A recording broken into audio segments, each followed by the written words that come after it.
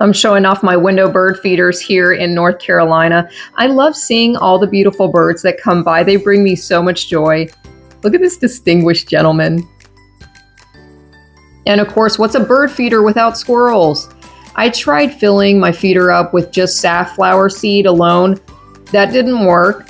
They liked it and they kept coming back for more. And then I have the issue of when they're climbing in and out, the tray will come out and spill seeds everywhere. So I had the idea to secure the trays with Next tape because it's strong enough to hold, but it's easy enough to remove when I need to refill. And I haven't had a tray fall since I've done this. We also bought this little picnic table to put up in the tree, and we do buy separate squirrel food for them.